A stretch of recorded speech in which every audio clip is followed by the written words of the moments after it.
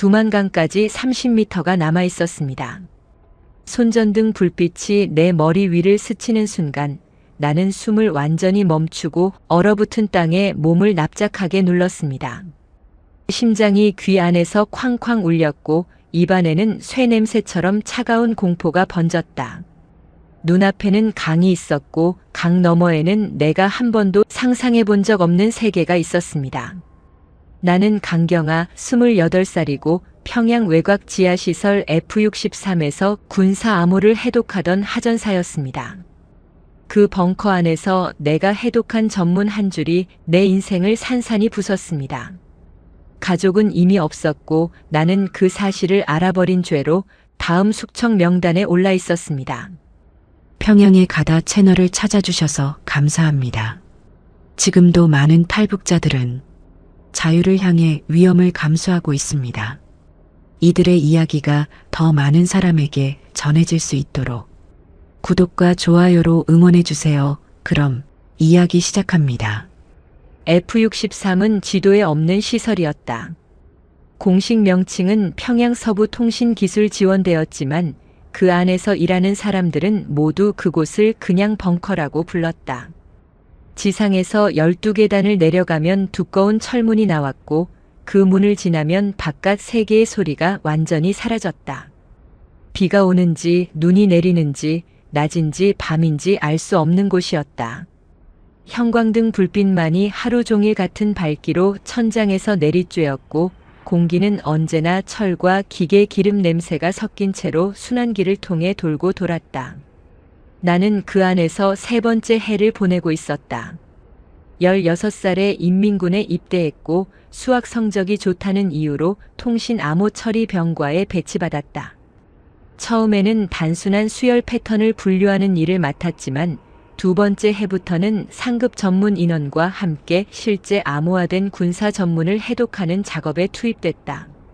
내가 다루는 문서들이 무엇을 의미하는지 구체적으로 이해하는 건 허용되지 않았다. 숫자와 기호를 정해진 알고리즘에 따라 변환하고 출력된 결과물을 봉투에 넣어 상관에게 넘기는 것이 내 임무의 전부였다. F-63 벙커 안에는 항상 12명에서 15명 사이의 인원이 교대 근무를 섰다. 여성 인원은 나를 포함해 3명이었고 나머지는 모두 남성 상위 병사나 장교들이었다. 우리 3명은 같은 숙소동을 썼는데 그 방도 지하에 있었다. 환기구로 새벽 공기가 들어올 때만 바깥 계절을 가늠할 수 있었다. 봄이면 흙냄새가 섞여 들어왔고 겨울이면 칼처럼 차가운 공기가 목을 찔러왔다. 그 같은 방을 쓰는 동료 중 한 명이 한수연이었다. 26살 나보다 2살 위였고 함경북도 회령 출신이었다.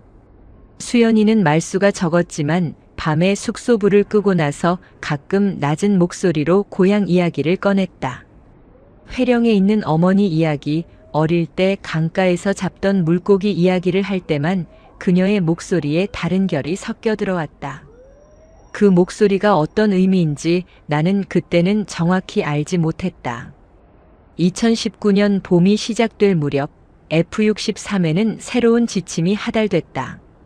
기존에 처리하던 전문 외에 특수 계통 전문이라는 별도 분류가 추가됐고 해당 전문의 해독 작업은 반드시 상관의 직접 감독 아래서만 진행해야 한다는 규정이 붙었다.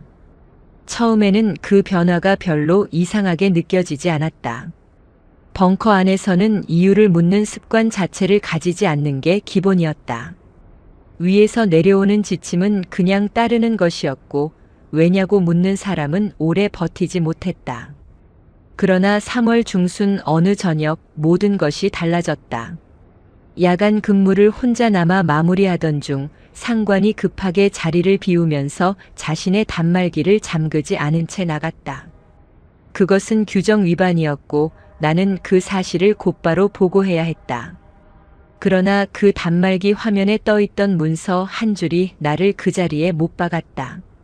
아직 암호 해독이 완료되지 않은 특수 계통 전문이었는데 부분적으로 이미 출력된 텍스트 안에 낯익은 이름 2글자가 적혀 있었다. 강태식. 내 아버지 이름이었다.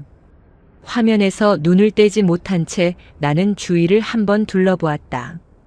복도 쪽에서는 발소리가 들리지 않았다. 순환기 소음만이 일정한 리듬으로 벙커 안을 채우고 있었다. 나는 손이 떨리는 것을 느끼면서 그 문서를 더 들여다보았다. 그리고 아버지 이름 옆에 붙어 있는 번호 코드를, 내가 3년 동안 수백 번 봐온 그 코드를 마침내 읽어냈다. 처형 대상 분류 코드였다. 벙커 안 공기가 갑자기 더 무거워진 것처럼 느껴졌다. 순환기 소리가 귀 안에서 점점 커지더니 어느 순간 내 심장 박동 소리와 구분이 되지 않았다. 나는 화면에서 눈을 돌렸다가 다시 돌아왔다. 같은 글자, 같은 코드가 그대로 있었다. 꿈이 아니었다. 복도 저쪽에서 구두 소리가 들려오기 시작했다.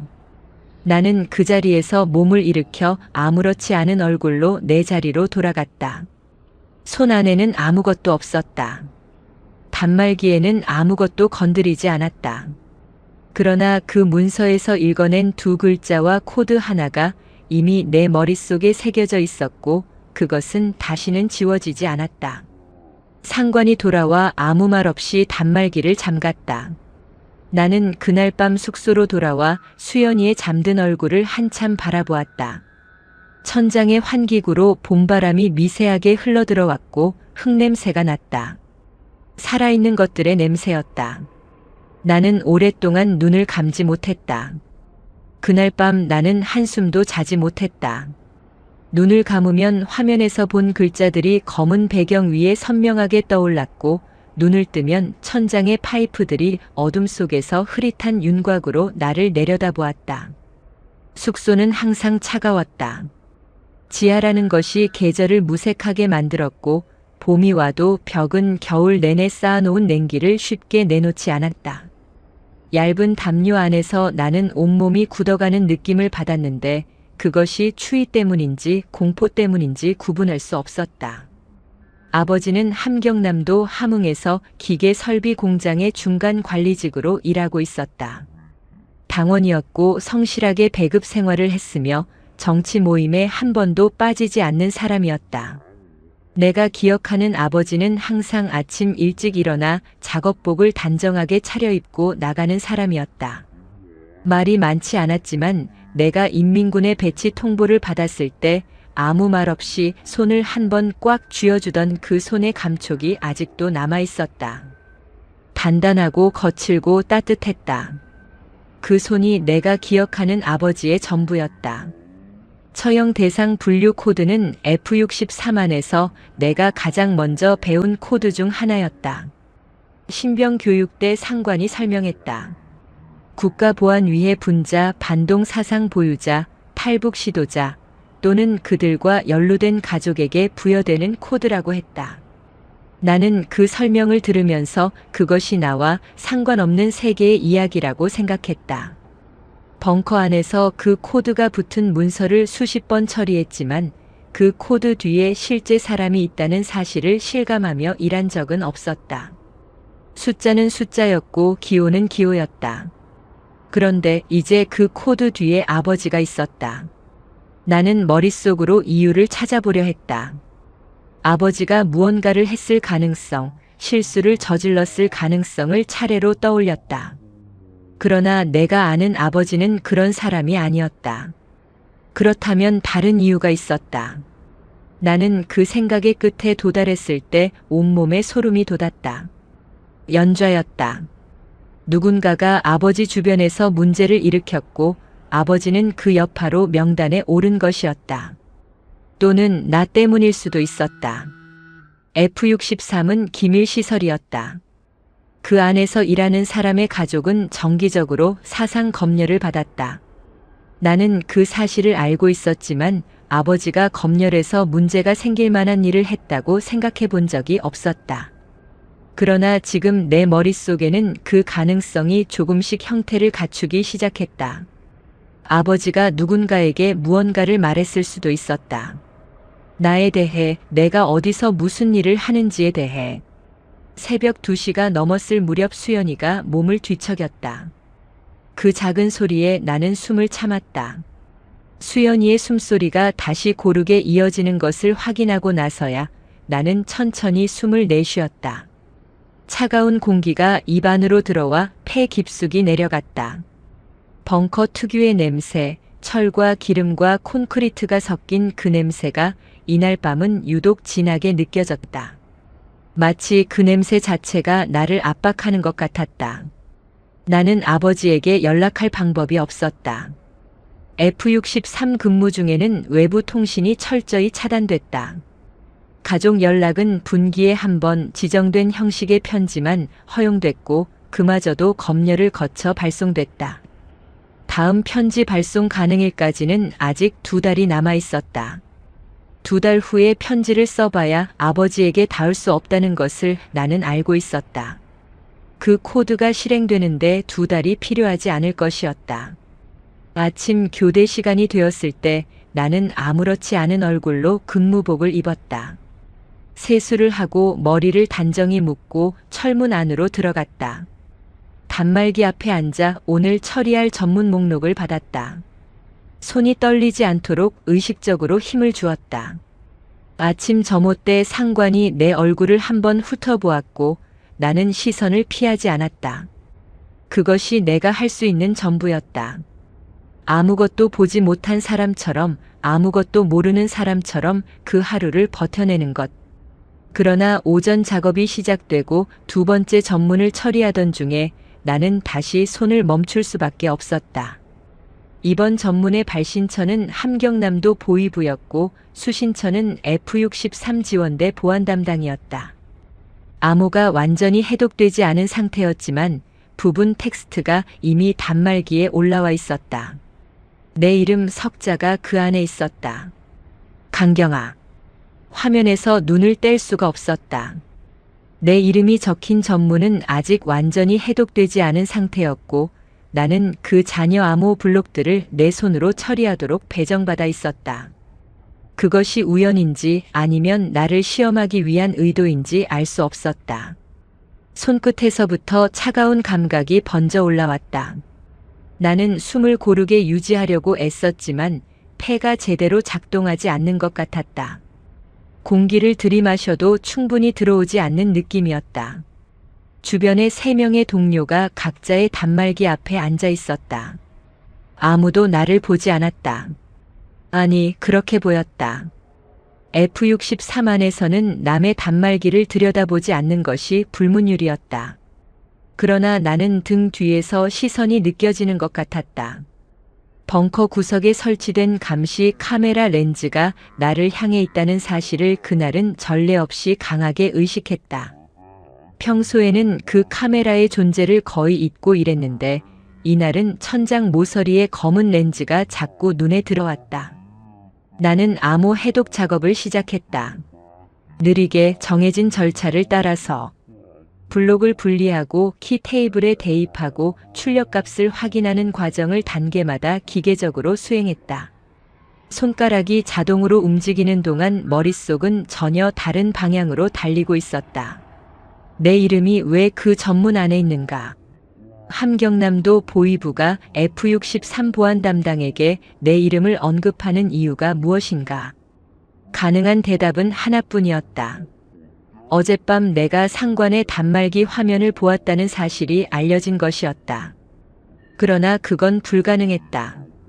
나는 아무것도 건드리지 않았고 아무 기록도 남기지 않았다. 보안 카메라가 내 시선 방향을 포착했을 가능성이 있었지만 그것만으로 보위부 전문이 생성되기에는 너무 빠른 속도였다. 밤사이 12시간이 채 지나지 않았다. 그렇다면 이 전문의 원인은 어젯밤이 아니었다. 더 이전부터 진행되어 온 무언가였다. 3번째 암호 블록을 해독했을 때 단어 하나가 더 나타났다. 열람 제한 위반 의심. 보안 조사 요청. 나는 그 문장을 읽고 단말기 앞에서 아무 표정도 바꾸지 않았다. 그것이 내가 훈련받은 방식이었고 그 순간에도 몸은 훈련의 기억대로 반응했다. 손은 계속 다음 블록으로 이동했다. 눈은 화면을 향해 있었다. 그러나 머릿속에서는 계산이 시작되고 있었다. 빠르고 차갑고 명확한 계산이었다. 보안 조사가 시작되면 나는 단말기 열람 기록을 조회당할 것이었다. 기록상 나는 어젯밤 상관의 단말기에 접근한 적이 없었다. 그러나 그것을 입증할 방법이 나에게는 없었다. F-63의 보안 조사는 피조사자가 결백을 증명하는 구조가 아니었다. 의심을 받는 것 자체가 이미 불리한 출발점이었다. 그리고 내가 열람한 문서에는 아버지 이름이 있었다. 그 사실이 알려지는 순간 나는 단순한 규정 위반자가 아니라 기밀 열람 후 은폐를 시도한 자로 분류될 것이었다. 오전 작업이 끝나갈 무렵 상관이 내 자리에 한 번 다가왔다. 그는 내 단말기 화면을 내려다보더니 아무 말 없이 다시 자기 자리로 돌아갔다. 그 짧은 방문이 점검인지 아니면 단순한 순찰인지 알 수 없었다. 그러나 그가 지나간 자리에서 매캐한 담배 냄새가 잠깐 남았다가 사라졌고 나는 그 냄새가 완전히 사라진 후에야 다시 숨을 제대로 쉬었다. 점심 교대 시간에 나는 수연이와 나란히 벙커 식당으로 걸어갔다. 식판에 담긴 강냉이죽과 된장 국물 냄새가 좁은 공간을 채우고 있었다. 수연이는 국물을 한 숟가락 떠 마시고는 아무 말 없이 정면을 바라보았다. 나는 그녀의 옆모습을 보면서 어젯밤 그녀가 들려준 회령 강가 이야기를 떠올렸다. 물고기 잡던 강, 어머니가 기다리는 집, 그것이 단순한 그리움의 이야기가 아니었을 수도 있다는 생각이 처음으로 들었다. 오후 근무로 돌아가기 직전 나는 결심했다. 오늘 밤 수연이에게 말을 꺼낼 것이었다. 무엇을 어디까지 말할지는 아직 몰랐다. 그러나 혼자 버틸 수 있는 시간이 길지 않다는 것을 알 수 있었다. 보안 조사가 공식화되기 전에 내가 먼저 움직여야 했고 그 움직임에는 내가 믿을 수 있는 사람이 한 명이라도 필요했다. 식당 형광등이 파르르 한 번 떨렸다가 다시 안정됐다. 그 찰나의 깜빡임 안에서 나는 내 인생이 꺾이는 소리를 들은 것 같았다. 불을 끄고 나서 1시간을 기다렸다. 숙소 안의 공기가 완전히 가라앉을 때까지, 복도 쪽 발소리가 완전히 멀어질 때까지 기다렸다. 담요 안에 몸을 묻고 눈을 감고 있었지만 내 귀는 그 시간 내내 열려 있었다. 환기구로 흘러드는 바깥 공기 소리, 순환기가 돌아가는 낮고 규칙적인 진동, 세 번째 침대에서 자고 있는 동료의 고른 숨소리까지 모두 분리해서 들었다. 자정이 지났을 무렵 나는 수연이의 침대 쪽으로 몸을 살짝 돌렸다. 수연이는 아직 깨어 있었다. 어둠 속에서도 눈이 뜨여 있다는 것을 알 수 있었다. 천장을 바라보는 그 눈의 각도가 잠든 사람의 고요함과는 달랐다. 나는 소리 없이 담요를 걷고 바닥에 발을 내려놓았다. 차가운 콘크리트 바닥이 발바닥을 순식간에 식혔다. 나는 수연이의 침대 옆에 앉았고 그녀는 내 쪽으로 고개를 돌렸다. 우리는 서로 아무 말도 하지 않았다. 그것이 이 순간의 규칙이었다. 말을 시작하는 것은 선을 넘는 것이었고 그 선을 넘기 전에 상대가 준비됐는지를 먼저 확인해야 했다. 수연이의 눈은 나를 똑바로 보고 있었다. 두려움이 있었고 그러나 그 두려움 안에 거부가 없었다. 나는 그것을 읽고 나서 입을 열었다. 최대한 낮게 입술만 움직이는 수준으로. 내가 말한 것은 3가지였다. 아버지 이름이 처형 코드 문서 안에 있었다는 것. 내 이름이 보안 조사 요청 전문 안에 있었다는 것. 그리고 내가 더 이상 이곳에 있을 수 없다는 것. 수연이는 내 말을 듣는 동안 눈을 감지 않았다. 숨소리가 달라졌다. 처음보다 조금 빨라지고 조금 짧아졌다. 그러나 그 외에는 아무 동요도 보이지 않았다. 그녀는 내가 말을 마치고 나서 한참 동안 천장을 바라보다가 고개를 내 쪽으로 다시 돌렸다. 그리고 그녀가 내 귀 가까이에 입을 댔을 때 나는 그녀가 이미 오래전부터 이 대화를 기다리고 있었다는 것을 알았다. 회령에서 어머니가 3달 전에 끌려갔다고 했다. 이유는 모른다고 했다. 편지가 오지 않는다고 했다. 그녀는 그 사실을 3달 동안 혼자 안고 살았다. 잠을 자지 못하는 밤이 있었고 근무 중에 손이 멈추는 순간이 있었다. 그러나 F63 안에서 그것을 꺼낼 수 있는 사람이 없었다. 말을 꺼내는 순간 자신도 의심받는 위치가 된다는 것을 알고 있었기 때문이었다. 우리는 어둠 속에서 오랫동안 마주 앉아 있었다. 차가운 바닥이 발을 통해 온몸으로 냉기를 전달하고 있었지만 나는 자리에서 일어나지 않았다. 수연이도 담요를 걷어내고 침대 끝에 앉은 채 가만히 있었다. 복도에서 야간 순찰 발소리가 한 번 지나갔다. 두 사람 모두 동시에 숨을 참았다가 소리가 멀어진 후에 동시에 내쉬었다. 나는 수연이에게 한 가지만 물었다. 갈 수 있느냐고. 수연이는 즉시 대답하지 않았다. 나는 그것을 거절로 받아들일 준비를 했다. 그러나 그녀가 오랜 침묵 끝에 고개를 끄덕였을 때 나는 그 작은 움직임 안에 그녀의 석 달이 모두 담겨 있다는 것을 느꼈다. 환기구로 새벽 공기가 흘러들어왔다. 바깥에는 봄이 있었다. 우리 두 사람은 그 공기의 냄새를 맡으며 각자의 침대로 돌아갔고 그날 밤은 2번 다시 잠들지 못했다. F63에서 외출이 허가되는 날은 한 달에 2번이었다. 반나절 동안 시설 인근 지정 구역 안에서만 이동이 가능했고 외출 후에는 행동 경로를 간단하게 보고해야 했다.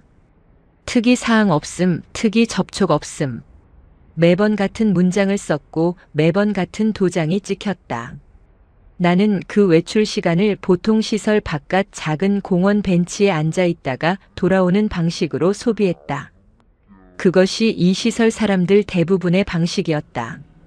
보안 조사 전문을 해독한 지 사흘이 지난 날이 외출 허가일이었다. 수연이와 나는 따로 나갔다. 같이 움직이는 것이 의심을 살 수 있었다. 나는 혼자 공원 쪽 방향으로 걸어가다가 중간에 경로를 바꿨다. 시설에서 200m 정도 떨어진 지점에 작은 협동농장 창고가 있었고 그 창고 뒤편에 오래된 버드나무 세 그루가 서 있었다. 그 나무들이 만들어내는 그늘 안이 외출 구역의 가장 자연스러운 사각지대였다. 버드나무 그늘 아래에서 나는 연락을 기다렸다.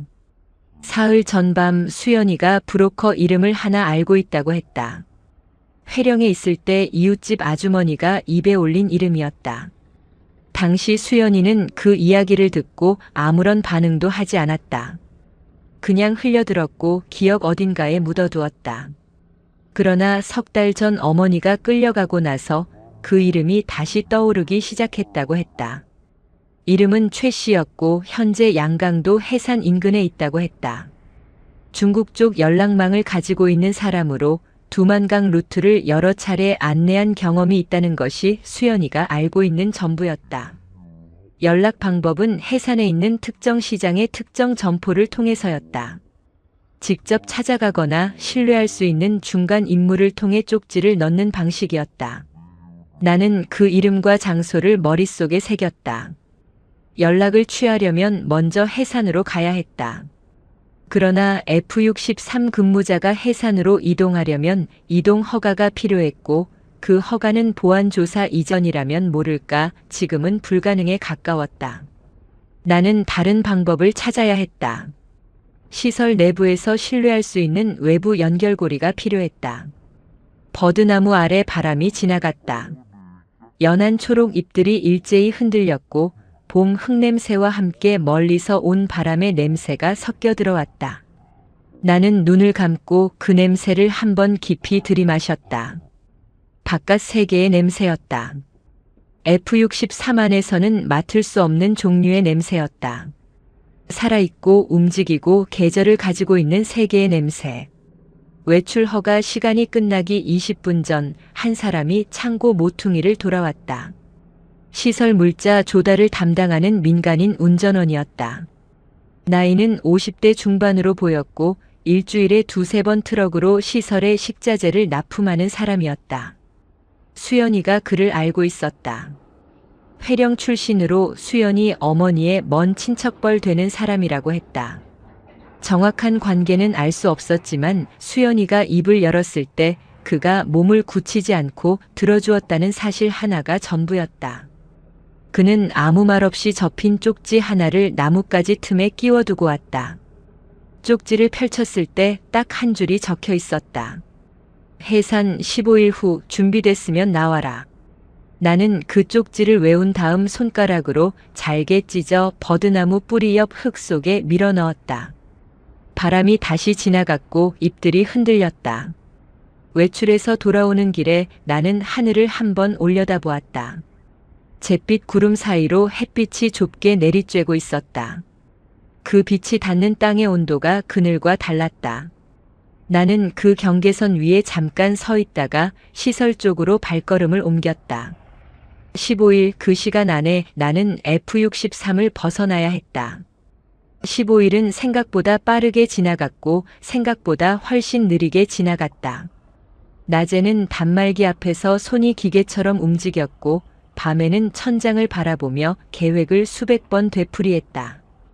보안 조사가 공식화됐다는 통보는 아직 오지 않았다. 그것이 안심의 근거가 되지 않는다는 것을 나는 알고 있었다.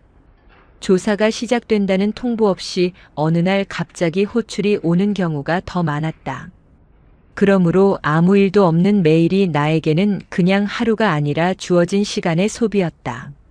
14일째 밤 나는 수연이에게 내일이라고 했다. 수연이는 고개를 끄덕였다. 그녀의 눈 밑에는 짙은 그늘이 생겨 있었고 볼이 조금 더 들어가 있었다. 그 25일 동안 그녀도 제대로 먹지 못했다는 것을 나는 알고 있었다. 식당에서 밥을 입안에 넣어도 맛을 느끼지 못하는 상태가 우리 둘 다 계속되고 있었다. 탈출 방법은 단순했다. 단순한 것이 오히려 허점이 적었다. 다음 날 새벽 4시 야간 순찰 교대 사이의 공백 시간을 이용해 숙소 동쪽 환기 통로를 통해 지상으로 나오는 것이었다. 환기 통로는 평소 잠겨 있었지만 열흘 전 내가 야간 근무 중 점검 기록을 처리하다가 발견한 사실이 있었다.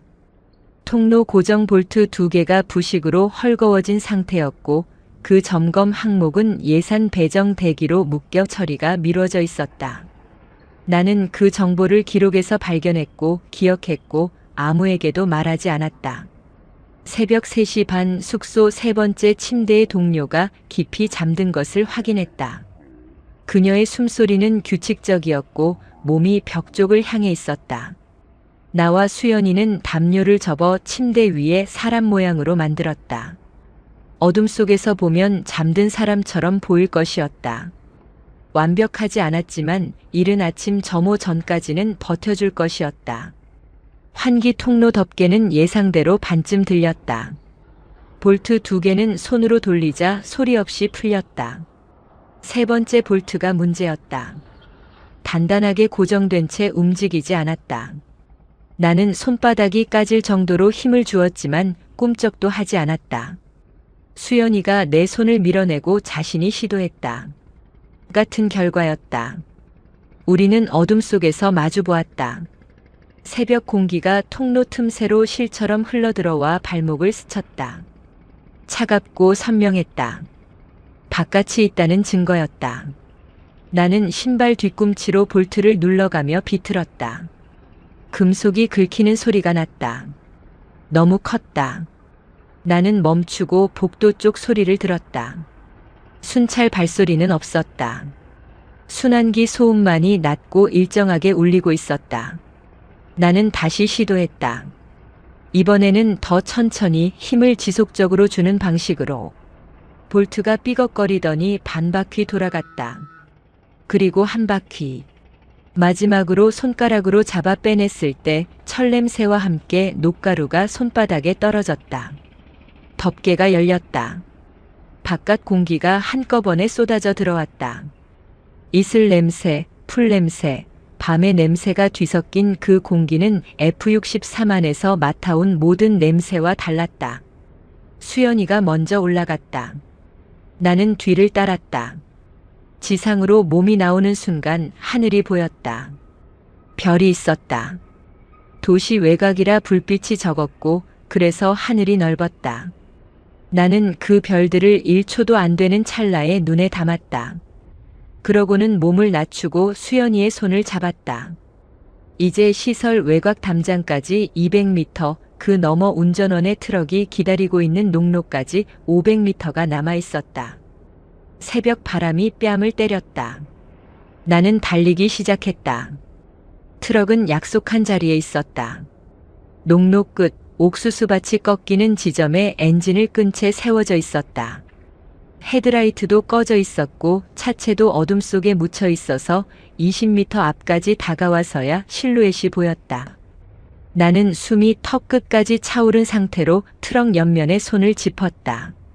차가운 금속 표면의 감촉이 손바닥 전체로 전해졌다. 실제하는 것이었다. 꿈이 아니었다. 운전원이 조수석 창문을 내리고 손짓을 했다. 짐칸으로 가라는 뜻이었다. 나는 수연이와 함께 트럭 뒤편으로 돌아갔다. 짐칸에는 쌀 포대와 공산품 상자들이 쌓여 있었고 그 사이에 사람 2명이 웅크릴 수 있는 공간이 만들어져 있었다. 운전원이 미리 만들어둔 것이었다. 나는 그 공간 안으로 몸을 밀어넣으며 상자 위에 묶인 밧줄 냄새와 쌀겨 냄새를 동시에 맡았다. 좁고 딱딱하고 어두웠다. 운전원이 짐칸 덮개를 덮었고 세상이 완전히 사라졌다. 엔진이 켜졌다. 진동이 몸 전체로 올라왔다. 트럭이 천천히 움직이기 시작했다. 나는 상자의 등을 기댄 채 수연이의 팔을 꽉 쥐었다. 그녀도 내 손을 쥐었다. 우리는 아무 말도 하지 않았다. 트럭이 포장도로로 접어들었을 때 덜컹임이 심해졌고 상자들이 서로 부딪혀 낮은 소리를 냈다. 나는 그 소리 사이에서 심장 박동 소리를 구분하려고 했지만 할 수 없었다. 2시간쯤 지났을 때 트럭이 멈췄다. 검문소였다. 엔진 소리가 낮아지더니 완전히 멈췄다. 바깥에서 목소리가 들렸다.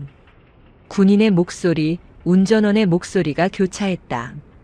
나는 온몸을 굳혔다. 숨을 최대한 얕게 쉬었다. 수연이의 손이 내 손 안에서 떨리고 있었다.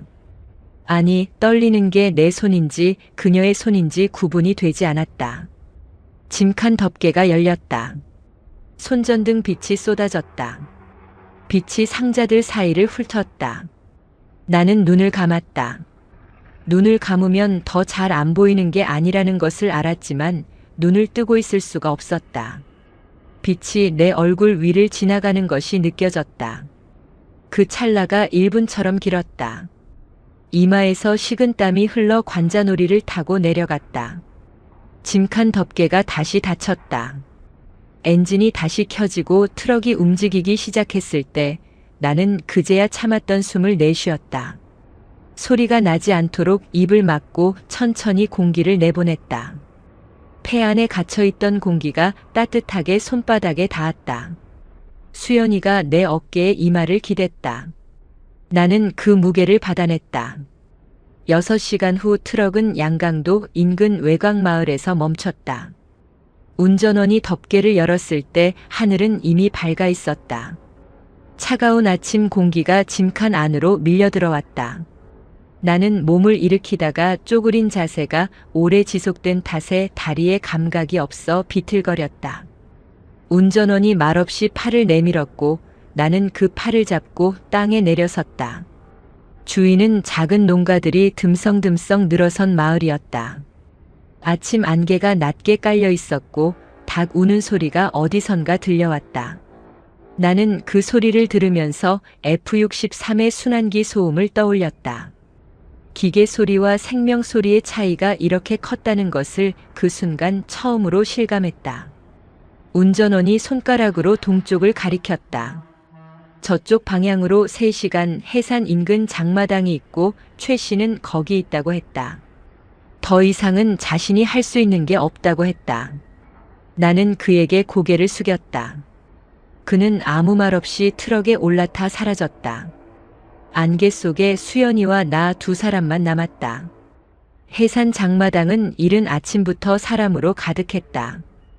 좁은 통로 사이로 상인들의 목소리, 발걸음 소리, 플라스틱 제품들이 부딪히는 소리가 뒤엉켜 있었다. 생선 비린내와 고추 냄새, 땀 냄새가 한꺼번에 코를 찔렀다. 나는 그 소란함이 오히려 안전하다는 것을 알고 있었다.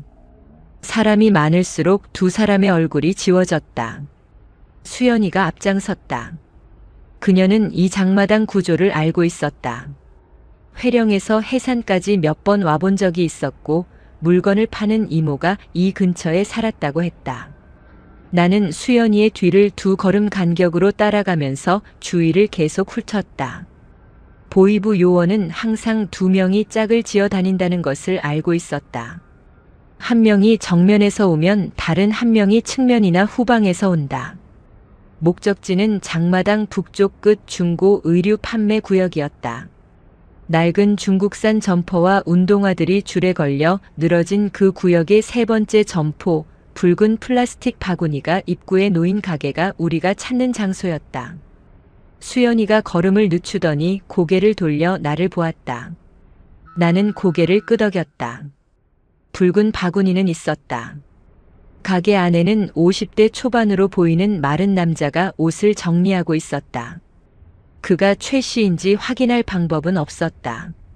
그러나 수연이가 그 가게 앞에서 멈추고 플라스틱 바구니 위에 동전 하나를 올려놓는 행동을 했을 때 남자는 아무 말 없이 안쪽을 향해 고개를 살짝 기울였다. 그것이 신호였다. 가게 안쪽 낡은 커튼으로 구분된 작은 공간에서 남자는 우리 둘을 훑어보았다. 천천히 위에서 아래로 다시 아래에서 위로. 품속에 무기가 있는지 확인하는 것인지 아니면 우리가 보낸 사람인지를 몸으로 읽어내는 것인지 알 수 없었다. 그 시선이 불편했지만 나는 눈을 피하지 않았다. 그는 우리에게 세 가지를 물었다. 몇 명인지, 돈은 얼마나 있는지, 체포된 경험이 있는지. 나는 2명, 미국 달러 600달러 없다고 짧게 대답했다. 그는 눈썹을 한번 올렸다가 내렸다. 600달러는 부족했다. 보통 2명 기준으로 900달러에서 1200달러를 요구한다고 했다. 나는 그 자리에서 몸에 감춰둔 금반지 2개를 꺼냈다. 어머니가 내 군 입대 전날 손에 쥐어주면서 절대 팔지 말라고 했던 것이었다. 남자는 반지를 손 위에 올려놓고 무게를 가늠했다. 그러더니 알았다고 했다. 단 조건이 있었다. 우리 둘만이 아니라고 했다. 현재 함께 이동해야 하는 사람이 2명 더 있는데 그 2사람과 같이 움직이는 것을 받아들여야 한다고 했다. 나는 수연이를 보았다. 수연이의 눈에는 망설임이 있었다. 모르는 사람과 함께 움직이는 것은 변수가 늘어나는 것이었고 변수는 위험이었다. 그러나 우리에게 선택지가 넉넉하지 않았다. F-63이 우리 부재를 알아챘을 시간이 이미 다 됐거나 넘어가고 있을 것이었다. 나는 최 씨를 보며 고개를 끄덕였다. 그는 커튼을 젖히고 안쪽을 향해 손짓을 했다. 구석 쪽 낡은 상자들 사이에서 2사람이 천천히 일어났다. 40대 초반으로 보이는 여성, 그리고 그 여성의 옆에 바짝 붙어 고개를 숙이고 있는 어린 여자아이였다. 아이는 10살이 채 안 되어 보였다. 여성의 눈 밑에는 며칠째 제대로 잠들지 못한 사람 특유의 충혈이 있었고 아이의 손은 여성의 소매를 꽉 쥐고 있었다. 나는 그 손의 자금을 보면서 입술을 한번 꽉 깨물었다. 이 아이가 함께 강을 건너야 한다는 것이 그 순간 실감으로 왔다. 두만강은 생각보다 좁았다. 그러나 좁다는 것이 안전을 의미하지 않았다. 강폭이 좁을수록 양쪽 경계가 모두 강 안을 들여다볼 수 있었다. 최 씨는 우리를 강 상류 쪽 특정 지점으로 안내했다. 그곳은 물살이 비교적 완만하고 강바닥이 얕은 구간이었으며 무엇보다 양쪽 강변 모두 키 큰 갈대밭이 이어지는 지점이었다. 갈대가 시야를 가려주는 것이 이 루트의 유일한 이점이었다. 우리 5명은 강에서 400m 떨어진 수반에서 밤을 기다렸다. 최 씨, 나 수연이 그리고 모녀. 모녀의 이름을 나는 그때까지 몰랐다. 최 씨가 이름을 묻지도 말하지도 말라고 했다. 알수록 위험하다고 했다. 나는 그 말이 맞다는 것을 알면서도 자꾸 아이에게 눈이 갔다. 아이는 어머니 무릎에 머리를 얹고 앉아 있었다. 잠든 것처럼 보였지만 잠든 것이 아니었다. 가끔 눈을 가늘게 뜨고 주위를 둘러보다가 다시 눈을 감았다. 그 어린 눈이 담고 있는 것이 무엇인지 나는 알고 싶지 않았다. 해가 완전히 진 것은 저녁 9시 무렵이었다. 최 씨는 다시 한번 주의 사항을 정리했다. 물에 들어가면 소리를 내지 말 것. 아이가 발을 헛디디면 바로 붙잡을 것.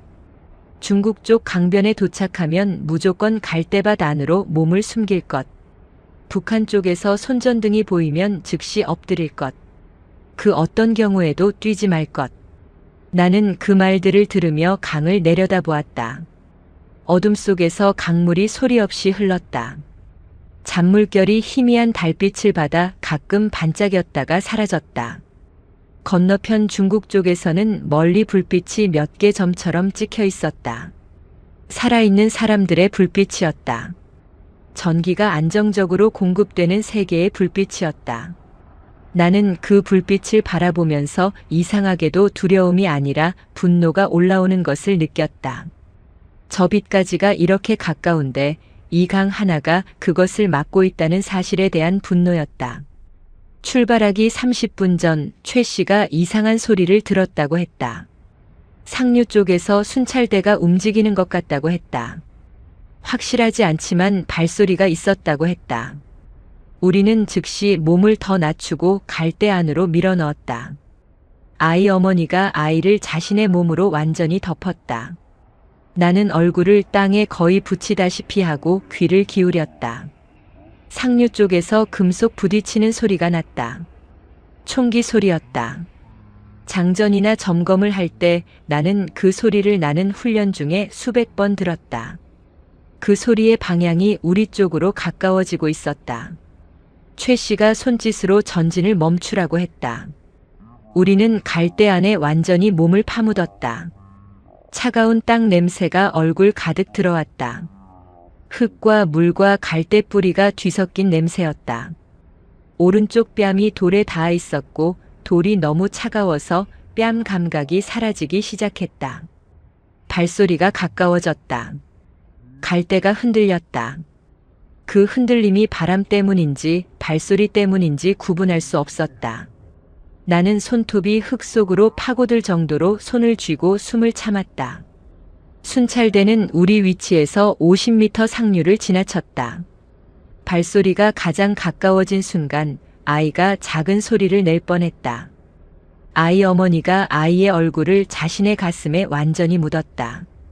나는 그 장면을 어둠 속에서 보면서 온몸의 근육이 돌처럼 굳어가는 것을 느꼈다. 발소리가 멀어지는데 체감상 10분이 걸렸다. 실제로는 2분이었을 것이다. 최 씨가 손짓했다. 지금이었다. 우리는 갈대밭을 벗어나 강변으로 내려갔다. 강물에 발이 닿는 순간 차가움이 발목을 타고 정강이까지 올라왔다. 봄이었지만 두만강의 물은 아직 겨울이었다. 근육이 즉각 반응하며 수축했다. 나는 이를 깨물고 계속 걸었다. 물이 무릎을 넘어 허리까지 차오를 때 숨이 저절로 짧아졌다. 아이가 내 등에 있었다. 아이 어머니가 아이를 들어 내 등에 올렸다. 아이의 두 다리가 내 허리를 감았고 두 손이 내 어깨를 잡았다. 가벼웠다. 너무 가벼워서 그 가벼움이 무게보다 더 무겁게 느껴졌다. 아이의 숨이 내 목 뒤에서 느껴졌다. 빠르고 얕은 숨이었다. 강 중간쯤 도달했을 때 물살이 강해졌다. 예상보다 빠른 구간이었다. 최 씨가 앞에서 팔을 들어 속도를 줄이라는 신호를 보냈다. 나는 발 아래 돌을 하나하나 확인하면서 이동했다. 강바닥이 미끄러웠다. 수연이가 한 번 발을 헛디뎌 상체가 앞으로 쏠렸다. 나는 한 손으로 수연이의 팔을 잡았다. 아이가 내 등에서 더 세게 매달렸다. 그 순간 상류 쪽에서 불빛이 켜졌다. 손전등이었다. 강변 위쪽에서 아래로 빛이 훑어 내려오고 있었다. 최 씨가 멈추라는 신호를 보내지 않았다. 오히려 속도를 높이라고 했다. 나는 발 확인을 포기하고 그냥 걸었다. 미끄러워도 걸었다. 아이를 떨어뜨리지 않는 것, 수연이를 놓치지 않는 것 두 가지에만 집중했다. 불빛이 강 쪽으로 내려오기 시작했다. 강변을 향해 누군가가 이동하는 것이었다. 최 씨가 이제 뛰라고 했다. 물속에서 뛰는 것은 뛰는 것이 아니었다. 물의 저항이 다리를 붙잡았고 발 아래 돌이 발목을 꺾으려 했다. 그러나 몸은 명령대로 움직였다. 물이 허리에서 무릎으로 낮아졌고 무릎에서 발목으로 낮아졌다. 중국 강변이었다. 발이 땅에 닿는 순간 다리에 힘이 풀렸다. 나는 무릎을 꿇지 않으려고 허벅지에 힘을 주었다. 아이가 내 등에서 내려왔다. 아이 어머니가 아이를 받아 안았다. 최 씨가 갈대밭으로 들어가라고 손짓했다. 우리 다섯이 갈대 안으로 몸을 밀어넣은 직후 북한 쪽 강변에 손전등 불빛이 도달했다. 빛이 강수면 위를 천천히 훑었다. 나는 갈대 사이로 그 빛이 움직이는 것을 보았다. 빛이 우리가 건너온 경로를 지나쳤다. 물이 아직 출렁이고 있었을 것이었다. 발자국이 남아 있었을 것이었다. 그러나 빛은 멈추지 않고 계속 움직이다가 사라졌다. 나는 차가운 갈대 사이에서 온몸을 떨면서 아이의 작은 손이 내 손 안에 있는 것을 느꼈다. 그 손이 차가웠다. 나는 두 손으로 그 손을 감쌌다. 강을 건넜다. 우리는 건넜다. 그런데 최 씨가 돌아서서 낮은 목소리로 말했다. 아직 끝난 게 아니라고. 중국 쪽에도 누군가 있다고. 갈대 안에서 나는 아이의 입을 손으로 막았다. 아이는 저항하지 않았다. 이미 알고 있는 아이였다. 소리를 내면 안 된다는 것을, 몸을 움직이면 안 된다는 것을 누군가 이미 가르쳐준 아이였다. 그 사실이 강을 건너는 것보다 더 가슴을 조여왔다. 10살도 안 된 아이가 이미 이런 것을 알고 있다는 사실이. 그림자는 강변에서 20m 지점에 있었다. 움직임이 느렸다. 불규칙했다. 순찰대처럼 일정한 경로를 따라 이동하는 것이 아니었다. 멈췄다가 움직이고 움직이다가 다시 멈추는 패턴이었다. 최 씨가 내 귀에 입을 댔다. 공안이 아닐 수 있다고 했다. 이 루트를 알고 있는 사람이 몇 명 더 있고 그 중에 기회를 노리는 자들이 있다고 했다. 탈북자를 붙잡아 중국 공안에 신고하면 신고비를 받는 조선족 브로커 사냥꾼이라고 했다. 그림자가 한 걸음 더 가까워졌다. 나는 최 씨의 팔을 잡았다. 어떻게 하냐고 눈으로 물었다. 최 씨는 잠시 생각하더니 손가락으로 북쪽을 가리켰다.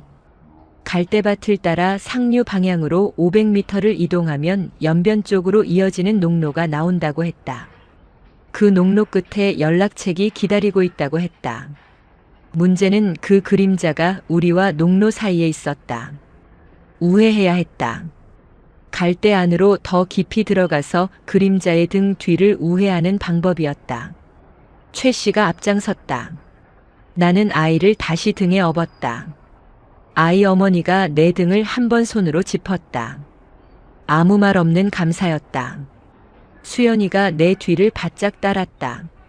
갈대 안을 이동하는 것은 강을 건너는 것과 다른 종류의 고통이었다.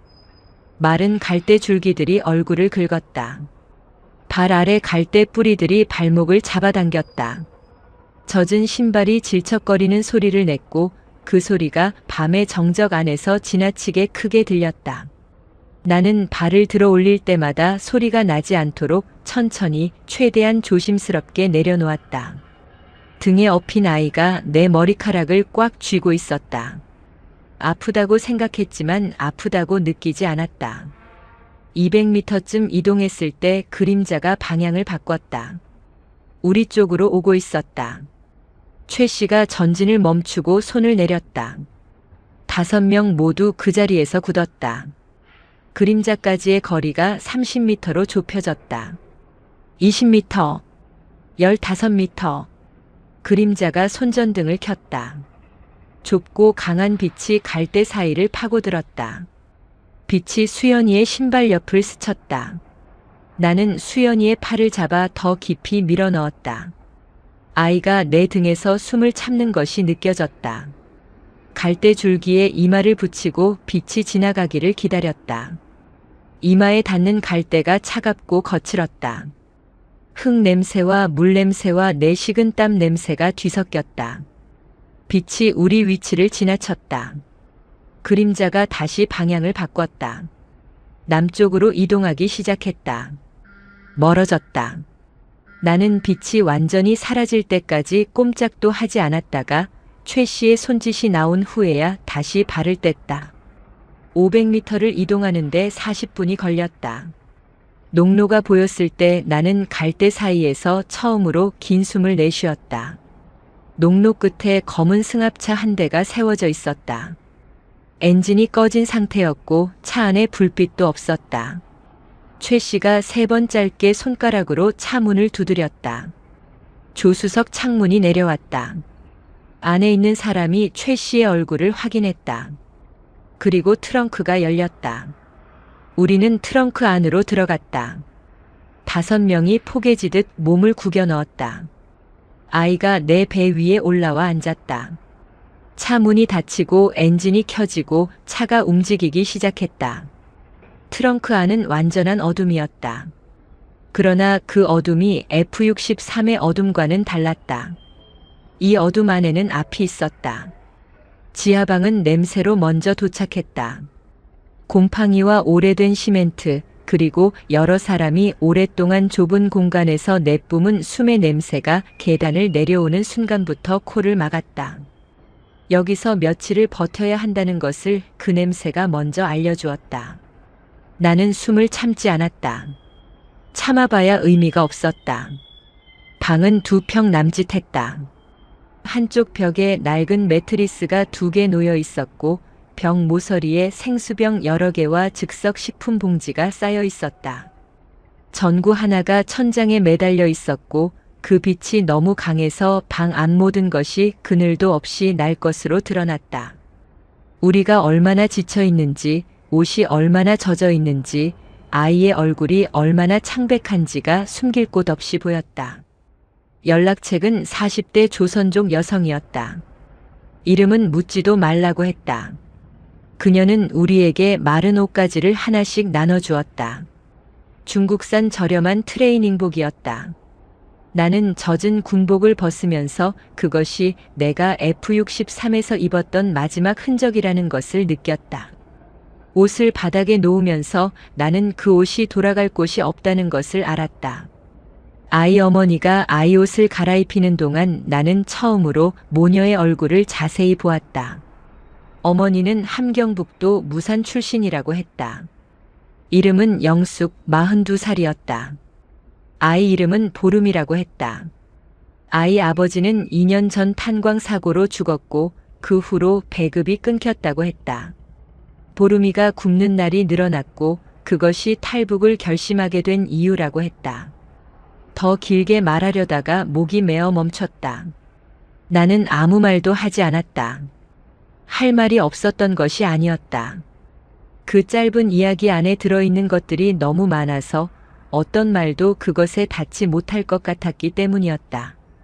다음 날 새벽 최 씨가 계획을 설명했다. 연변에서 사흘을 머문 후 내몽골 방향으로 이동한다고 했다. 거기서 다시 몽골 국경 쪽으로 향하는 루트를 탄다고 했다. 전체 이동에 열흘에서 보름이 걸릴 것이라고 했다. 중간에 2번의 검문 구간이 있고 그 구간에서는 조선족으로 행세해야 한다고 했다. 조선족 신분증이 각자에게 하나씩 주어질 것이라고 했다. 나는 신분증을 받아들고 사진을 보았다. 나와 비슷한 나이의 여성이었다. 눈이 조금 더 컸고 이마가 좀 더 넓었다. 같은 사람이라고 하기에는 무리가 있었지만 다른 사람이라고 하기에도 결정적으로 다르지는 않았다. 검문에서 이것이 통할지 통하지 않을지는 검문관의 집중도에 달린 문제였다. 사흘째 되던 날 밤 사건이 생겼다. 최 씨가 연락책과 낮은 목소리로 나누는 이야기를 나는 계단 위에서 들었다. 우리 5명에 대한 정보가 이미 연변공안 쪽에 흘러들어갔을 가능성이 있다고 했다. 정보를 판 사람이 누구인지는 몰랐다. 브로커 사냥꾼이 우리를 강변에서 놓쳤지만 이쪽 루트를 알고 있는 누군가에게 연락했을 수 있다고 했다. 나는 계단 위에서 그 말을 들으면서 손잡이를 꽉 쥐었다. 방 안으로 돌아왔을 때 수연이가 내 얼굴을 보았다. 나는 입술로만 짧게 전달했다. 내일 새벽 예정보다 일찍 출발한다고. 수연이의 눈이 한번 굳었다가 풀렸다. 영숙이 보름이를 안고 벽에 기댄 채 자고 있었다. 보름이의 작은 얼굴이 어머니 어깨에 묻혀 있었다. 그 두 사람을 바라보면서 나는 결심을 다시 한번 다졌다. 이 아이를 데리고 반드시 통과해야 했다. 이 아이가 중국에서 붙잡히는 일은 있어서는 안 됐다. 새벽 2시 최 씨가 계단을 두드렸다. 출발이었다. 검문소 불빛이 200m 앞에서 보였을 때 내 심장이 3박자 빠르게 뛰었다. 승합차 안에 우리 5명이 타고 있었다. 앞자리에 최 씨와 연락책이 있었고 뒷자리에 나와 수연이, 영숙과 보름이가 나란히 앉아 있었다. 보름이는 영숙의 무릎 위에서 자는 척을 하고 있었다. 영숙이 아이에게 그렇게 시킨 것이었다. 자는 아이는 신분증 확인 대상에서 빠질 수 있다고 최 씨가 이야기한 것을 영숙이 기억하고 있었다. 차가 검문소 앞에서 멈췄다. 공안 2명이 차 쪽으로 걸어왔다. 한 명은 운전석으로, 다른 한 명은 조수석으로 왔다. 나는 손을 무릎 위에 올려놓고 정면을 바라봤다. 신분증은 왼쪽 손 아래 숨겨두고 있었다. 공안이 요구하면 자연스럽게 꺼내고 최대한 짧게 대답하고 시선을 돌리지 않는 것이 최 씨가 알려준 방법이었다. 조수석 창문이 내려갔다. 공안이 손전등을 비추었다. 빛이 연락책의 얼굴을 확인하고 뒷좌석으로 이동했다. 최 씨, 나 수연이, 영숙, 보름이 순서로 빛이 지나갔다. 내 얼굴에 빛이 닿는 순간 나는 눈을 피하지 않았다. 공안의 눈을 똑바로 보았다. 피하는 것이 더 의심스럽다는 것을 알고 있었다. 공안이 신분증을 내놓으라고 했다. 나는 신분증을 꺼내 건넸다. 공안이 신분증과 내 얼굴을 번갈아 보았다. 이 순간이 3초인지 30초인지 알 수 없었다. 뒷목이 뜨거워졌다. 식은땀이 등줄기를 타고 내려갔다. 나는 그 감각을 느끼면서도 얼굴에 아무것도 올리지 않으려고 했다. 공안이 수연이의 신분증을 요구했다. 수연이가 신분증을 건넸다. 공안이 다시 한번 얼굴과 사진을 비교했다. 그러더니 갑자기 수연이에게 무언가를 물었다. 중국어였다. 빠르고 짧은 질문이었다. 나는 그 내용을 정확히 알아듣지 못했다. 수연이도 마찬가지였을 것이었다. 수연이가 잠깐 굳었다. 그 짧은 정지가 너무 길었다. 공안의 눈이 수연이에게 집중됐다. 나는 수연이의 허벅지를 무릎 쪽에서 살짝 눌렀다. 긴장하지 말라는 신호였다. 수연이가 천천히 입을 열었다. 더듬거리는 중국어로 잘 못 알아들었다는 뜻을 전달했다. 연락책이 앞에서 웃으며 이 친구는 조선족인데 조선말을 더 편하게 한다고 중국어로 설명했다. 공안이 한 번 더 수연이를 보았다. 그 시선이 무엇을 결정하는 데 걸리는 시간이 내 생에서 가장 긴 5초였다. 공안이 신분증을 돌려주었다. 차가 다시 움직이기 시작했다. 검문소 불빛이 뒤로 멀어졌다. 나는 그제야 손이 떨리는 것을 느꼈다. 떨림이 손목에서 팔꿈치까지 올라왔다. 나는 무릎 위에 손을 올려놓고 눌러서 떨림을 멈추려 했지만 잘 되지 않았다. 보름이가 영숙의 무릎에서 고개를 들었다. 잠든 척을 풀고 눈을 뜬 아이의 눈이 생각보다 또렷했다. 아이는 창밖으로 멀어지는 검문소 불빛을 한번 바라보더니 다시 어머니 품에 얼굴을 묻었다. 그 작은 뒤통수를 보면서 나는 눈을 감았다. 아직 반이 남아 있었다. 최 씨가 전화를 받은 것은 새벽 1시였다. 외딴 농가 건물 안에서 우리가 짧은 잠을 자고 있을 때였다. 나는 완전히 잠들지 못하는 상태였다. 머릿속 어딘가가 항상 깨어 있었다. 그래서 최 씨의 발소리가 창문 쪽으로 이동하는 것을 들었고 낮고 빠른 목소리로 통화하는 것을 들었다. 내용은 들리지 않았다. 그러나 통화가 끝난 후 최 씨가 전화기를 가방 안에 밀어넣고 창문 밖을 내다보는 자세가 이상했다. 등이 굳어 있었다. 이야기를 마친 사람의 편안함이 아니라 결정을 앞둔 사람의 긴장이 그 등에 있었다. 나는 수연이를 흔들었다. 수연이가 눈을 떴다. 나는 입술로만 말했다. 최 씨를 보라고. 수연이가 천천히 몸을 일으켜 최 씨의 방향을 확인했다. 그녀의 눈이 가늘어졌다. 최 씨가 다시 전화기를 꺼냈다. 이번에는 문자를 보내는 것 같았다. 화면 빛이 그의 얼굴 아래를 밝혔다. 나는 그 빛 안에서 그의 표정을 읽으려 했다. 불안이었다. 그러나 그 불안은 우리와 함께 위험을 감수하는 사람의 불안이 아니었다. 무언가를 숨기는 사람의 불안이었다. 나는 조용히 일어나 최 씨 쪽으로 다가갔다. 최 씨가 인기척을 느끼고 돌아섰다. 나는 그의 눈을 바라보았다. 우리는 잠깐 서로를 보았다. 그 침묵 안에서 나는 알아버렸고 그도 내가 알아버렸다는 것을 알았다. 그는 누군가에게 우리 위치를 알린 것이었다. 공안은 아닐 것이었다. 공안이었다면 자신도 위험했다. 대신 다른 브로커나 사냥꾼 또는 우리를 잡아 되팔려는 누군가에게 연락한 것이었다. 이 루트에서 이런 일이 생기는 경우가 있다는 것을 나는 연변 지하방에서 이미 들어 알고 있었다. 탈북자가 전 재산을 브로커에게 맡기는 구조였기 때문에 목적지에 닿기 전에 중간에서 가로채는 일이 드물지 않았다. 나는 최 씨를 밀치지 않았다. 소리를 높이지 않았다. 대신 조용히 그에게 물었다. 얼마나 됐냐고. 얼마 후에 오냐고. 최 씨는 대답하지 않았다. 그러나 그의 눈이 창문 쪽으로 한번 움직였다. 나는 그것으로 충분했다. 이미 오고 있다는 뜻이었다. 시간이 없었다. 나는 수연이에게 돌아서서 영숙을 깨우라고 했다. 최 씨가 내 팔을 잡았다. 목소리를 낮추고 기다리면 어떻게든 된다고 했다. 나는 그 손을 뿌리쳤다. 어떻게든 된다는 말이 세상에서 가장 위험한 말이라는 것을 나는 그때 알았다. 영숙이 보름이를 안고 일어났다.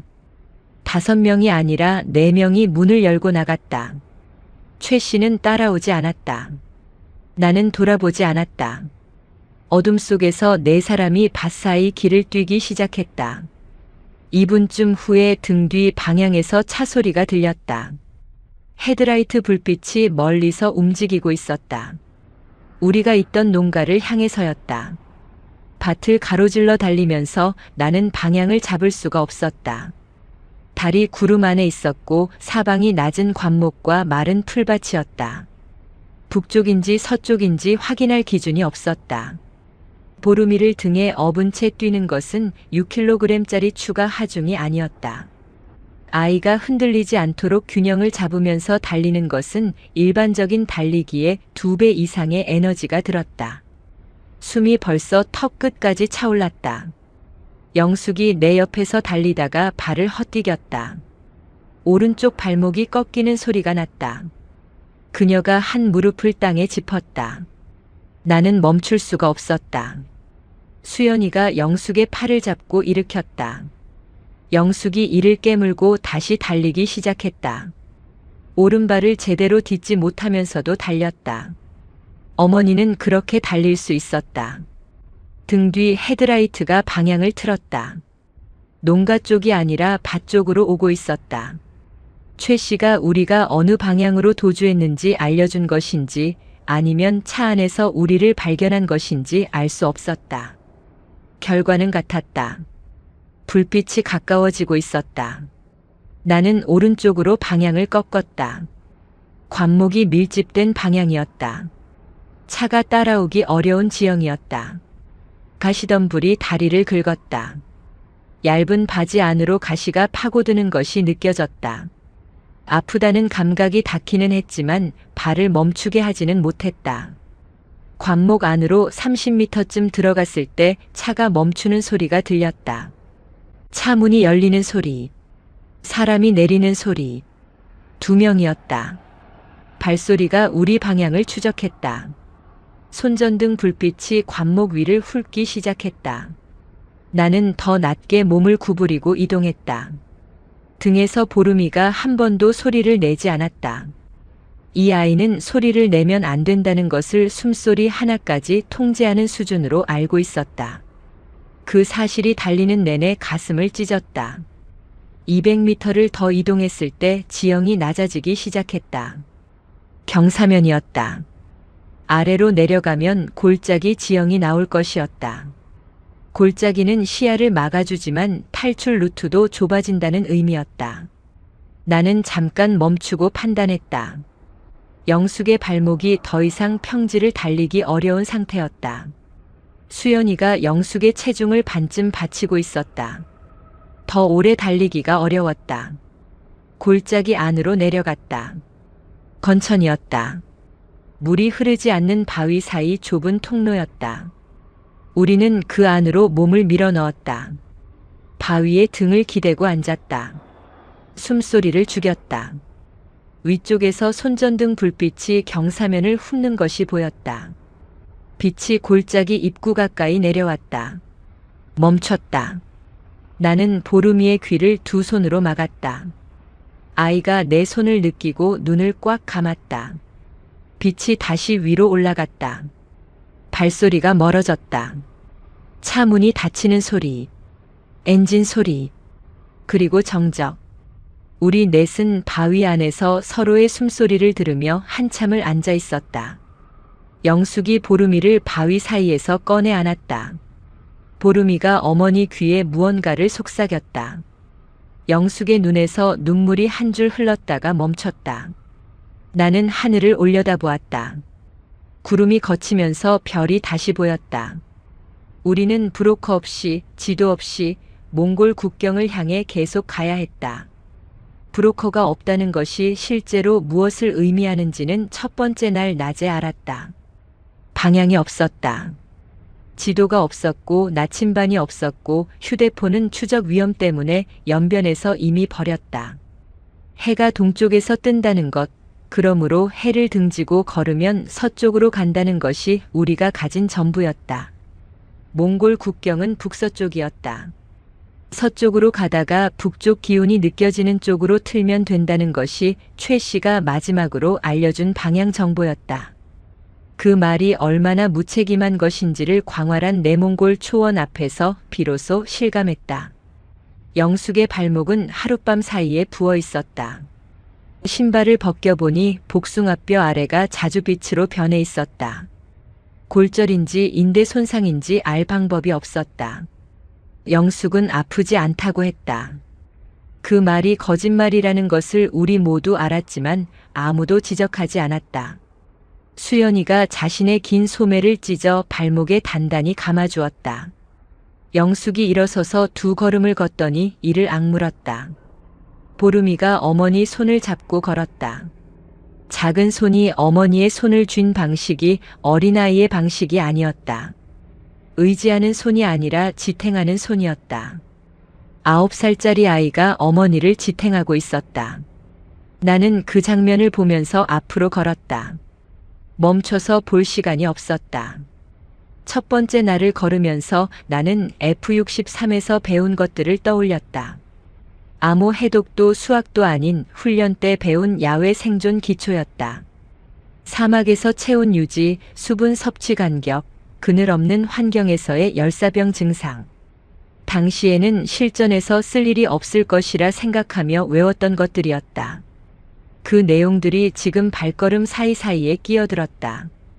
가장 위험한 시간은 낮 12시에서 오후 3시 사이였다. 그 시간에는 반드시 그늘을 찾아야 했다. 그러나 내몽골 초원에는 그늘이 없었다. 낮은 관목들이 드문드문 있었지만 사람 몸을 가릴 수 있는 그늘을 만들지 못했다. 우리는 결국 수연이와 내가 외투를 들어 보름이와 영숙 위로 그늘을 만들어주며 2시간을 앉아 있었다. 태양이 외투를 뚫고 내 머리 위를 달궜다. 머리가 지끈거리기 시작했다. 물이 줄어들고 있었다. 출발할 때 생수병 6개를 가지고 왔는데 하루가 지나지 않아 4개가 됐다. 5명이 사막 기온에서 버티기에 4병은 너무 적었다. 나는 물 배분을 시작했다. 보름이가 가장 많이, 영숙이 2번째, 수연이와 나는 최소한으로. 수연이가 자신의 몫을 더 줄이겠다고 했다. 나는 허락하지 않았다. 쓰러지는 사람이 생기면 전체가 멈추는 것이었다. 이틀째 저녁 수연이가 내 팔을 잡았다. 적이라고 했다. 북서쪽 지평선 가까이에 무언가 반짝이는 것이 있었다. 빛이었다. 인공적인 빛이었다. 건물인지 차량인지 아니면 다른 무언가인지 알 수 없었다. 그러나 그 빛이 있다는 것은 사람이 있다는 뜻이었다. 나는 즉시 방향을 그쪽으로 틀었다. 영숙이 이를 악물고 속도를 높였다.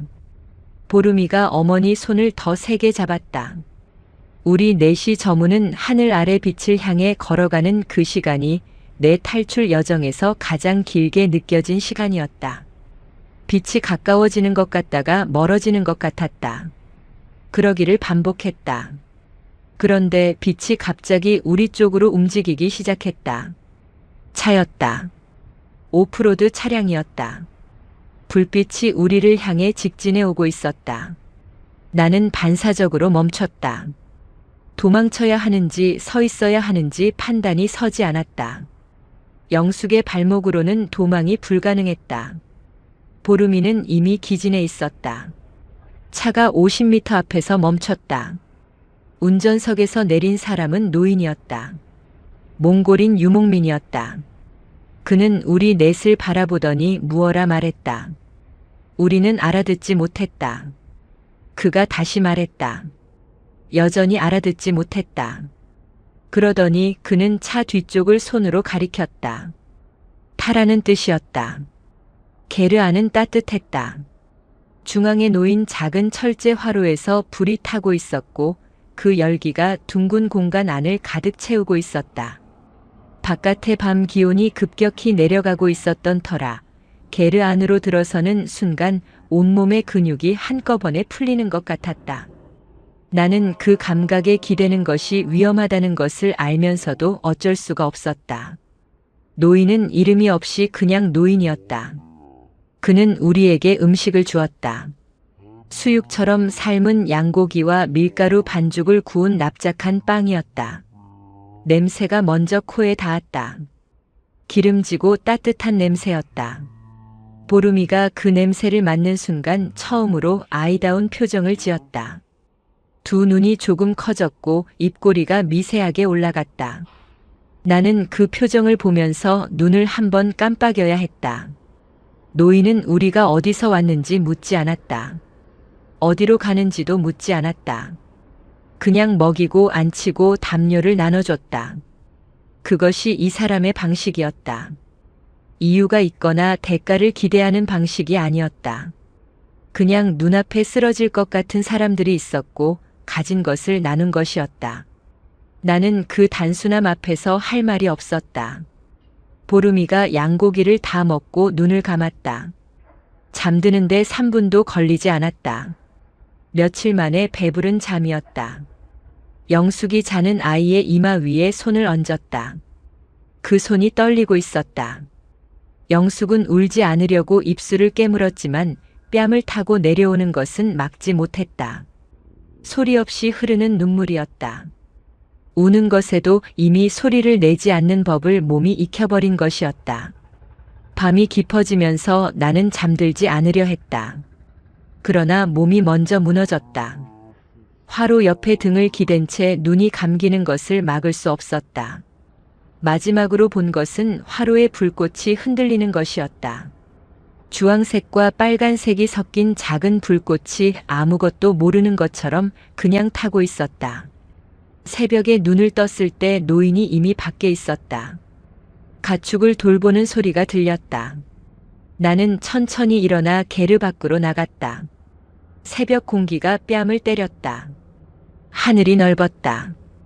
평양의 하늘과 크기가 달랐다. 건물이 없었고 지평선이 낮았고 그래서 하늘이 지구 전체를 덮는 것처럼 느껴졌다. 노인이 나를 보고 북서쪽을 가리켰다. 그 방향으로 이틀을 걸으면 큰 길이 나오고 그 길을 따라 북쪽으로 가면 국경 마을이 있다고 손짓과 몸짓으로 알려주었다. 내가 이해했다는 것을 보여주자 그는 고개를 끄덕이고 다시 가축 쪽으로 돌아갔다. 게르 안으로 돌아왔을 때 수연이가 깨어 있었다. 나는 수연이에게 노인이 알려준 방향을 전달했다. 수연이의 눈에 무언가가 켜졌다. 살아있는 눈이었다. 포기하지 않은 눈이었다. 영숙이 보름이를 흔들어 깨웠다. 보름이가 눈을 뜨면서 게르 천장을 한번 올려다보았다. 그러더니 낮은 목소리로 어머니에게 말했다. 배 안 고프다고. 그 말이 그날 아침 내가 들은 가장 좋은 말이었다. 우리는 노인에게 허리를 숙여 인사하고 게르를 나섰다. 노인은 손을 한번 들었다가 내렸다. 우리가 시야에서 사라질 때까지 그 자리에 서 있었다. 나는 한 번도 뒤돌아보지 않았다. 뒤를 보면 앞이 흔들릴 것 같았다. 몽골 국경 철조망은 생각보다 낮았다. 그리고 생각보다 길었다. 노인이 알려준 방향대로 이틀을 걸어 도달한 이 지점에서 나는 산등성이 아래로 이어지는 철조망을 내려다보았다. 높이가 내 키보다 조금 낮았다. 넘을 수 있는 높이였다. 그러나 문제는 높이가 아니었다. 철조망에서 200m 간격으로 감시 초소가 있었다. 몽골 국경 경비대였다. 북한 국경 경비대와 다른 것은 이쪽은 넘어오는 사람을 잡아서 돌려보내지 않는다는 것이었다. 여기서 잡히면 난민 신청 절차를 밟을 수 있었다. 그것이 이쪽 루트를 선택한 이유이기도 했다. 그러나 잡히지 않고 넘는 것이 가장 좋았다. 잡히면 시간이 걸렸고 시간이 걸리는 동안 중국 측의 정보가 넘어갈 수도 있었다. 영숙의 발목이 문제였다. 이틀을 더 걸었고 임시 처치 상태였다. 지금도 걸을 수는 있었지만 철조망을 넘는 것은 달랐다. 한 발로 도약하고 몸을 올리고 넘어서 착지하는 동작에 손상된 발목이 버텨줄 것인지 알 수 없었다. 나는 영숙에게 물었다. 할 수 있냐고. 영숙은 망설이지 않았다. 한다고 했다. 감시 초소 교대 시간을 파악하는데 2시간이 걸렸다. 능선 위에 엎드려 두 눈으로 초소의 움직임을 추적했다. 교대는 밤 10시와 새벽 2시에 이루어지는 것으로 보였다. 교대 직후 20분이 가장 집중력이 떨어지는 시간대였다. 그 20분이 우리의 시간이었다. 새벽 2시 교대가 이루어지는 것을 확인했다. 5분을 더 기다렸다. 그리고 내려가기 시작했다. 경사면을 최대한 소리 없이 내려갔다. 마른 풀이 발 아래에서 바스락거렸다. 나는 발바닥 전체를 한꺼번에 내려놓는 것이 아니라 발끝부터 천천히 무게를 싣는 방식으로 걸었다. 옆에서 수연이가 같은 방식으로 이동했다. 보름이를 내가 앞에서 잡았다. 아이의 손이 차가웠다. 긴장 때문이었다. 나는 그 손을 꼭 쥐고 내려갔다. 영숙이 수연이의 어깨를 짚고 내려왔다. 철조망 앞에 도달했다. 가까이서 보니 위쪽에 가시가 있었다. 손으로 잡으면 베일 것이었다. 나는 외투를 벗어 가시 위에 덮었다. 수연이가 먼저 올랐다. 넘어서 착지했다. 소리가 거의 나지 않았다. 보름이가 다음이었다. 내가 아이를 들어 수연이에게 건넸다. 영숙이 철조망을 잡았다. 한 발로 발판을 딛고 몸을 올리는 순간 영숙의 입에서 작은 소리가 새어나왔다. 발목이었다. 나는 즉시 영숙의 허리를 양손으로 밀어 올렸다. 영숙이 이를 깨물고 몸을 넘겼다. 착지하면서 무릎을 꿇었다. 수연이가 받아냈다. 내가 마지막으로 넘었다. 몽골 땅에 두 발이 닿는 순간 등 뒤 초소 방향에서 불빛이 움직였다. 초소 경비원은 우리를 잡지 않았다.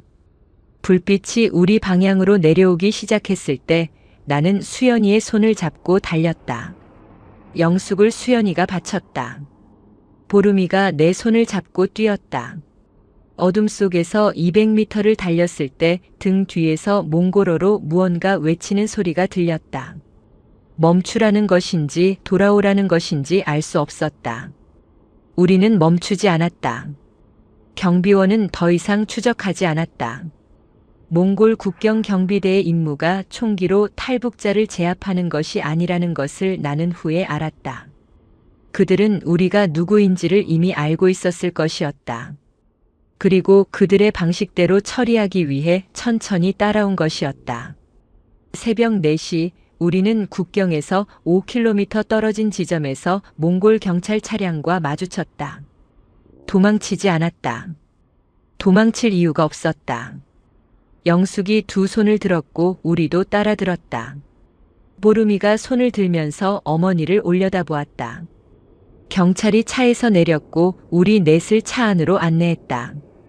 거칠지 않았다. 총을 겨누지 않았다. 차 안좌석이 부드러웠다.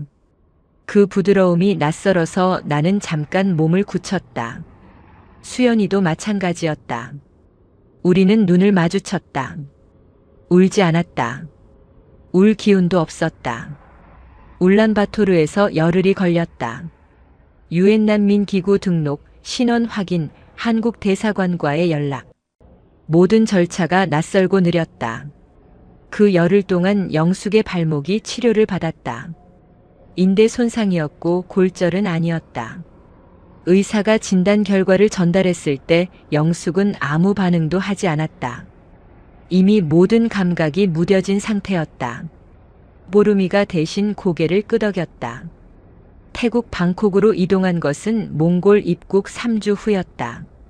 비행기 창문으로 구름 아래 도시가 펼쳐지는 것을 보면서 나는 손을 무릎 위에 올려놓고 가만히 있었다. 이것이 비행기라는 것을, 비행기 안에 내가 있다는 것을, 그것이 실제 상황이라는 것을 뇌가 완전히 처리하지 못하는 것 같았다. 방콕 한국 대사관 앞에서 나는 처음으로 무너졌다. 철문 앞에 서서 태극기를 보는 순간이었다. 아침 햇빛이 그 문 너머로 비쳐들어오고 있었다. 나는 그 빛 안에서 다리가 풀렸다. 수연이가 내 팔을 잡아주었다. 나는 수연이의 손을 쥐고 철문 기둥에 기댔다. 눈에서 아무런 예고 없이 눈물이 쏟아졌다. 아버지 생각이었다. 아버지가 이 순간을 알지 못한다는 것이 이상하게 느껴졌다. 내가 강을 건넜다는 것을, 사막을 걸었다는 것을, 지금 이 문 앞에 있다는 것을, 그것을 아버지에게 말할 수 없다는 것이 이 문 앞에서 처음으로 진짜로 느껴졌다. 보름이가 내 손을 잡았다.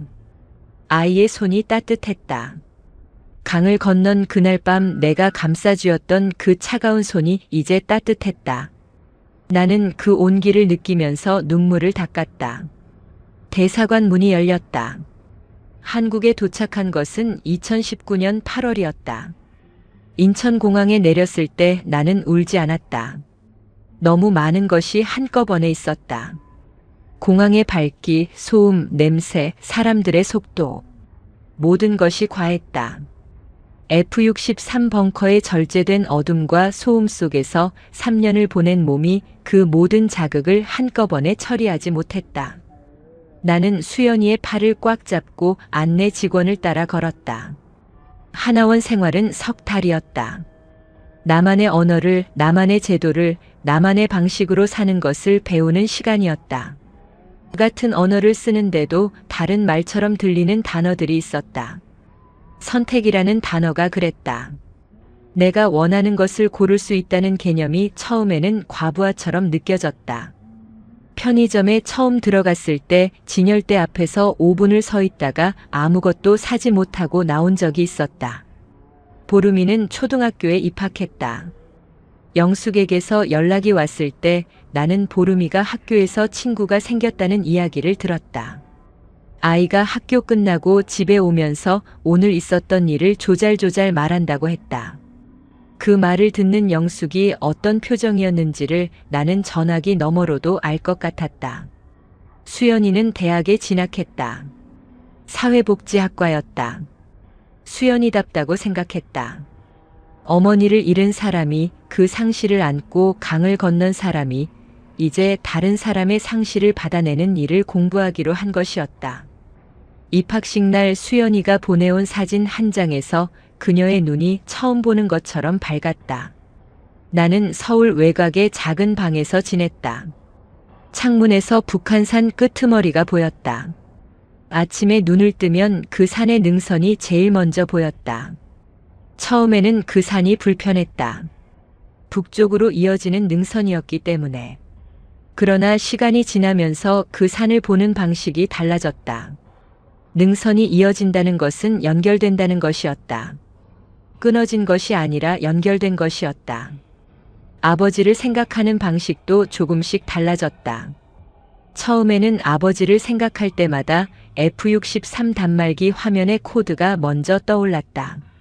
숫자와 기호로 된 그 코드가 아버지와 나 사이에 있었다. 그러나 어느 날부터인가 코드보다 손이 먼저 떠올랐다. 군 입대 전날 내 손을 쥐어주던 그 손. 단단하고 거칠고 따뜻했던. 나는 지금도 가끔 그 손의 감촉을 느낀다. F63은 지도에 없는 시설이었지만 내가 그곳에서 꺼내온 것은 지도에 없는 기억들이었다. 아버지의 이름이 적힌 코드, 수연이와 어둠 속에서 나눈 침묵, 보름이의 차가웠다가 따뜻해진 손, 고비 사막 노인의 아무 말 없는 선의 몽골 경찰차 좌석의 낯선 부드러움. 그것들이 나를 여기까지 데려왔다. 그리고 그것들이 지금 나를 버티게 한다. 창밖으로 가을 햇빛이 내려왔다. 차가 지나가는 소리, 사람들이 걷는 소리, 어디선가 음악 소리가 섞여 들어왔다. 살아있는 것들의 소리였다. 나는 그 소리들 안에서 따뜻한 커피를 두 손으로 감싸 쥐고 창문 너머 능선을 바라보았다. 여기까지 왔다. 살아서 여기까지. 지금 이 이야기의 주인공 강경아는 서울에서 살고 있습니다. 북한 지하 군사시설 F63에서 암호를 해독하던 그녀는 단말기 화면 한 줄에서 아버지의 죽음을 읽었습니다. 그리고 그 밤부터 모든 것이 달라졌습니다. 두만강을 건너고 중국 브로커의 배신을 피하고 사막을 맨발로 가로질러 마침내 여기에 이르렀습니다. 아버지는 돌아오지 않았습니다. 그러나 그녀는 살아서 여기 있습니다. 지금도 수많은 사람들이 같은 강 앞에 서 있습니다. 이 이야기가 그들에게 닿기를, 그리고 이 이야기를 들은 여러분이 그들을 기억해 주시기를 부탁드립니다. 영상이 도움이 되셨다면 구독과 좋아요로 응원해 주세요. 이 채널 평양에 가다는 탈북자들의 이야기를 기록합니다. 다음 이야기로 찾아오겠습니다.